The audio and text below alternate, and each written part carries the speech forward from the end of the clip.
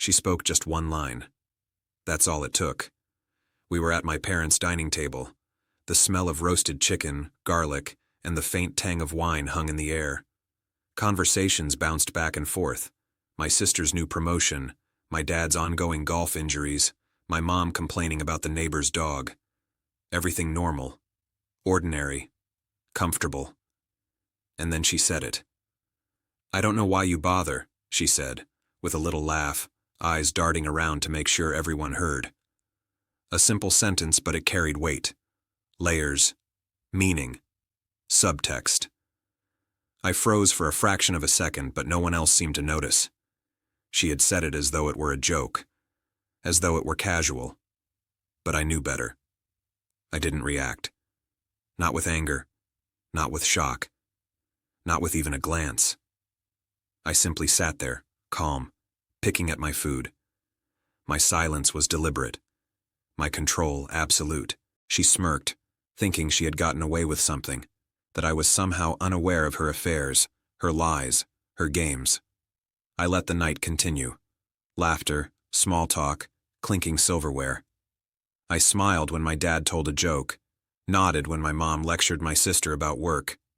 No one noticed the storm building behind my eyes. Later that night, after everyone had left, I made my move. Quiet. Surgical.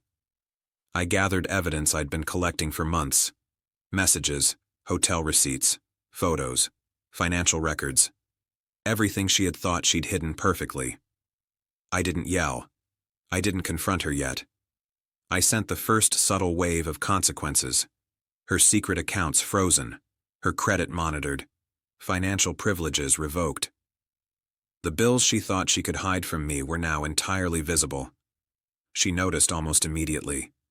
Her texts changed tone. No longer smug, now cautious. Hesitant. I sent the second wave. Messages to friends, quietly letting them know the truth she'd been hiding. Not publicly, just enough that she realized her social safety net was unraveling. The final piece was the divorce filing. Precise, thorough, clean, but impossible to ignore. Clauses covering infidelity, assets, even her extracurricular financials. She read it, realized I had all the evidence. Panic set in. She tried to charm me, beg others, cry, threaten, manipulate. I didn't respond. I didn't need to.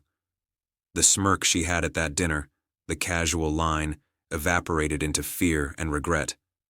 Her control was gone. Her lies were exposed. And for the first time, she realized that my silence had been the most terrifying weapon of all.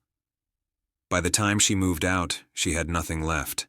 Not influence, not power, not respect. The family that had been a backdrop to her games now understood the truth.